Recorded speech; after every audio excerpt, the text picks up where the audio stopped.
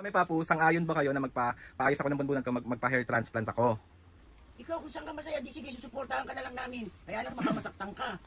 So yan yung clinic nila. Yan. Kasi mga kapisngi, kung titignan nyo, so, dito wala na rin yan. Paubos na rin yan. Tapos dito talaga sobrang taas na. May asa rin nyo na naman. Taga-Panort ka ba? Panort? Taas ang bilan. Okay. We can lower it a bit if you want. Pero ito.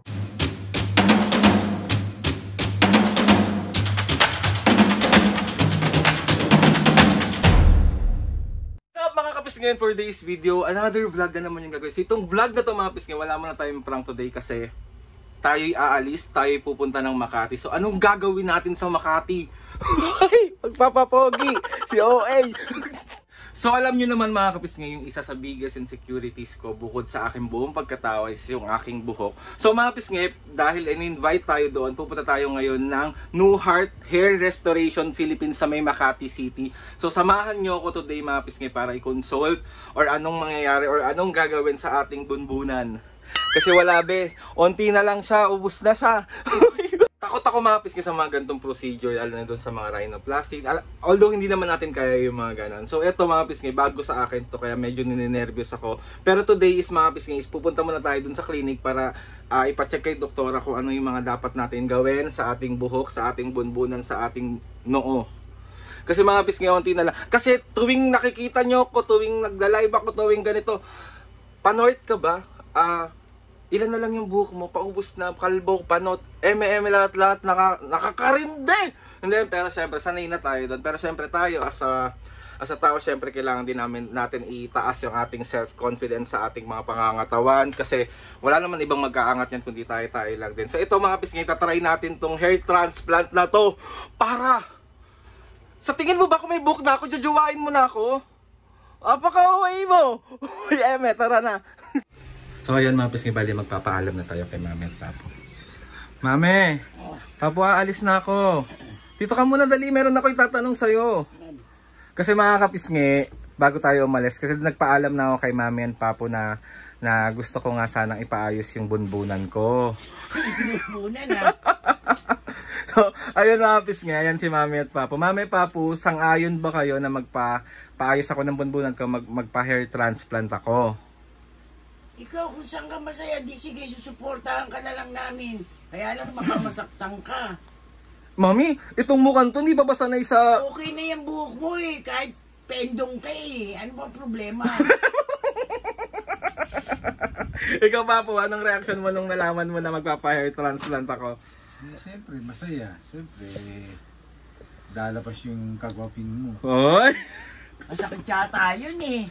Kasi naman Papo, sa dami na binang mamamana ko sa pamilya mo, bakit yung panot chipa? Si Papo kasi mga kapisngi, maganda ang buhok. Si Mami din naman, duminipis pero sa age nila, di ba? So ako kasi 31 years old na pa lang ako, pero wala na mi. Paubos na. Malapit na rin sa papa mo. Oh. Hindi, pero sa akin kasi sobrang naunahan ko pa si Papa. Di ba? Mami, hanggang dito yun. No? So, kaya ngayon, naalis ako para magpa-consult doon sa New Heart Hair Restoration Philippines sa may Makati. So sila, kung magkakaroon ng titignan ni Doc kung kaya pa ba or kahit ano pang kayang gawin basta maayos nila yung buko. So maraming salamat po sa inyo. Sa lahat ng staff ng New Heart Hair Restoration sa may Makati. So, Mami, Papo, ito ipag-pray nyo ko sa pag-alis ko ngayon na maayos at makita ni Doc na pwede pang ayusin ang aking bunbunan. Pogi ka na naman kahit hindi ka magpaganyan eh. Ano, me? Pogi ka naman. Ulit? Pogi. Okay first time mong sinabi yan, me Pogi ako. Pogi ka naman So, kahit di na ako mag-hair transplant? Oo. Look, OA nyo. Pero Mami, may mga opportunity ganito na, syempre, di ba malay nyo maging supermodel ako. Wow Model siya. Malay mo magtuloy-tuloy ang pagtuloy-tuloy ng mga maging artista ako. Model ng butong pakwan. So ayun na nga Mami, Papo, ako'y muna aalis. Sige, mag-ingat ka. Update ko na lang kayo pag uwi ko ako anong mga ganap, kung anong pwede. Bakit ka ba natatawa? Kung saan siya Tignan mo, ikaw nga din, oh, papanot ka na. Ay, hindi, manipis lang. Manipis lang, anong papanot? Sabihan natin kung ano yung... Kasi mami laging sinasabi sa akin, panort. Kasi Oo nga. part ng buhay niya yan, kaya gusto niyang maayos siya para... Lumabas yung dati niya ulit. Ba't ikaw hindi ka magpaayos? Paano ayusin ko eh? Dahil lakas ng appeal ko. Buti na lang yun ang naman ako kay Papa Apil. Diba? So ayun na nga mga Papa, magbabay na muna kayo, alis muna ako. Bye mga kapisngi! So ayun mga kapisngi, bali waiting na tayo sa ating Grab para makapunta tayo dun sa pupuntahan natin. So, let's go! So ayun mga kapisngi, bali andito na ako. Ayan. No Heart Hair Restoration. Let's go! So andito na tayo mga kapisngi. So waiting lang tayo. Tapos kinakabahan ako. So ayan yung clinic nila. Ayan. Sorry, may pa-water. Di nyo kaya. Di nyo muna kaya habang kinakabahan.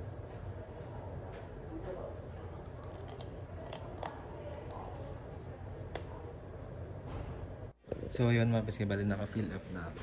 Okay na siya. Lagyan na muna natin ito dito. Let's go.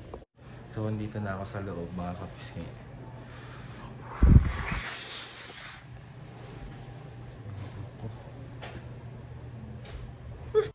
Kasi mga kapisngi, kung titignan niyo, so dito wala na rin yan. Paubos na rin yan. Tapos dito talaga sobrang taas na. Medyo nilalagyan ko lang yan ng buhok dito, ginaganon ko para hindi niyo masyado makita. Pero pawala na talaga yan, be. Tingnan mo, tingnan mo. Asa rin yun na naman. Taga-Panort ka ba? Panort ka ba? Apaka-OA ng mga tao ito kaya nawawala yung mga self-confidence ng mga tao. Uy, serious. OA. So ngayon, actually sa'yo, ito, para may babaan natin ulit ito, hair transplant, sa resorption, para malagyan natin ito po. Hindi na yan kaya ng mga oxygen, PRP, or any injections para tupon ito po. Kasi nangyari dyan, nawala na tayo yung hair follicle, yung hair graft inside. But the hair transplant will not prevent further hair loss. Okay, so you need to do treatments even after transplant. Ang target mo, yung existing hairs mo dito, but not the transplanted hairs. Okay, sige. Maalala mo ba sa hairline mo? Hindi na. Yung hairline mo, maalala mo pa kung nasaan? Hindi na. Yung original? Hindi na. Hindi na po. Sige, so add ako na lang. Para at least you have some.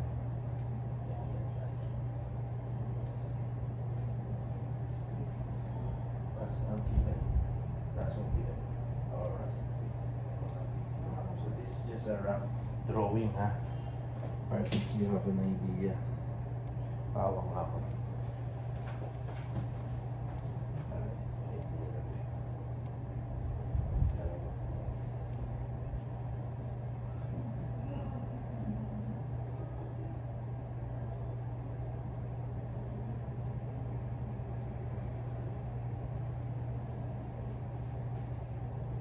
Parang matas mo dito sa gilid mo. Kumpara this side. Sa limang directions.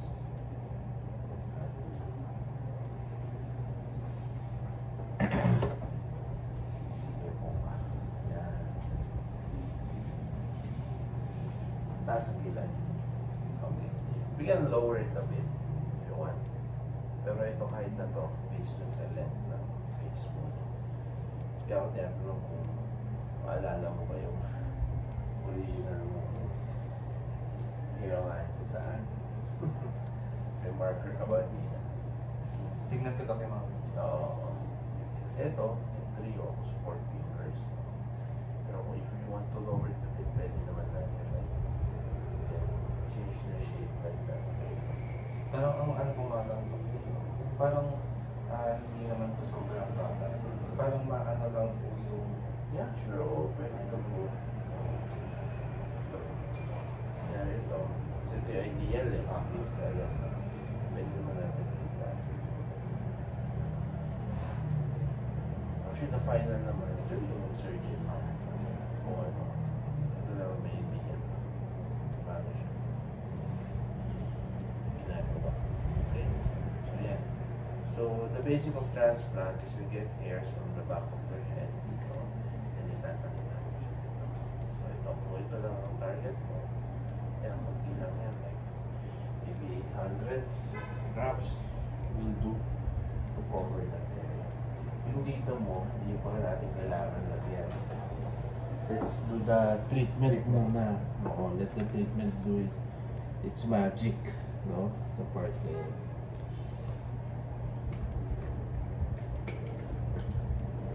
So ayan mga pisngi, ito yung ano, line.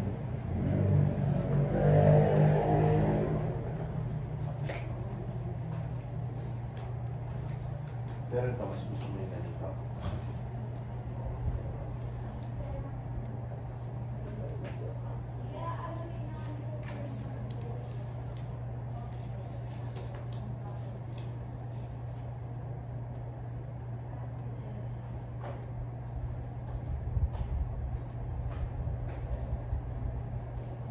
Yan. Ito yung nalagyan natin.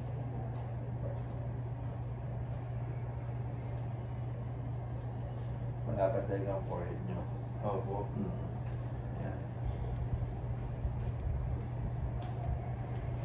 So, ayan. Sa akin, mga around 800 grams, 1,000 is okay ulit. Para malagyan nyo. Ayan, may ano pala dito. Opo. Ano lang kayo, papansin na. So, yan. So, transplant, wala nang gamot or any treatment para maibaba yung hairline mo. Tapos, only through hair transplant. Ngayon ito, may pagnipis. So, treatment sa kailangan mo dyan. Dahil siguro bata ka pa, you can continue with your minoxidil. Kasi minoxidil is not really a hair grower. It's more of preventive na lalo makagawa. Pero just in case, let's say after So ayun mga pisngi, bali tapos na tayo dun sa consultation natin. Tapos, ayun na nga, hindi na talaga siya kayang mga treatment. So for hair transplant na talaga siya. So ang sabi sa akin ni Doc is 800 to 1,000 drops yung ilalagay or gagamitin para ma-cover yung ano natin, yung hairline natin dito. So nakita nyo na rin naman kanina mga pisngi yung guhit kung hanggang saan siya based dun sa looks or based dun sa ano ng mukha ko. So ayun, sobrang bait ni Doc dito, sobrang bait ng manager nila, sobrang bait ng mga staff nila dito. And ayun, sa lahat ng mga gusto magpa-hair transplant po dyan, try nyo na po sa New Heart dito sa may Makati po. And ayun, magpapaschedule na tayo siguro by end ng August para pagdating ng bare months is tapos na yung mga ganap natin dito sa pagpapa-hair transplant. So samahan nyo ako sa ating hair transplant journey. And ayun, sana maging successful at maging maayos para hindi nyo na ako inaasar ng panot. Kasalanan nyo to. So ayun mga pisngi, habang nandito tayo sa Makati, maghanap po na tayo ng kapehan kasi meron nagpakape sa akin. Hey Sir Joseph, thank you! So ito na yung coffee ko.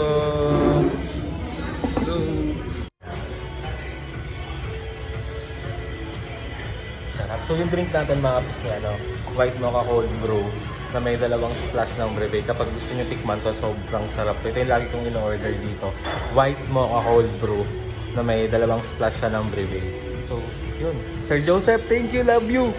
So ayun mga pisngi, bali nakauwi na tayo. Gusto ko lang ulit magpasalamat sa New Heart Hair Restoration sa may Makati. So maraming salamat po sa pag-accommodate po sa akin ng sobrang galing. Sobrang babait nyo po. And ayun, excited na po ako na ipaayos at ipagkatiwala sa inyo ang aking bunbunan para naman po ako ay gumawa po at ako po ay magkaroon ng apaka-OA ng tao ng ito. So ayun na mga Mas Gay, yes po, itutuloy-tuloy na po natin ang ating hair transplant sa New Heart Hair Restoration sa may Makati. So ayun, let's go po tayo. Siguro update ko na lang kayo sa magiging journey natin mga kapisngi sa pagpapa-hair transplant. Nakakatakot, nakakakaba, pero syempre para sa kaya ayos at ikakataas ng ating pagkat ng ating self-confidence. So, kailangan natin siyang gawin kahit pa paano. And ayun na nga mga pisngay, gusto ko magpasalamat kay Lord sa maraming blessings po. Salamat sa mga ates and kuya. Salamat sa lahat ng mga kapisngay na sumusuporta simula umpisa hanggang ngayon. Sobra po ako nagpapasalamat sa inyong lahat. Please subscribe to my YouTube channel and click the notification bell para lagi updated sa mga videos namin. Kapag meron kayong gustong i-suggest ng mga vlog, challenges, prank, and mga pisngay, gusto magpasalamat kasi kahit anong content yung ginagawa namin, nandyan pa rin kayo nakasuporta sa aming pamilya. Kaya doon pa lang po, maraming salamat po. So ayun na nga mga pisngay. See you on my next vlog.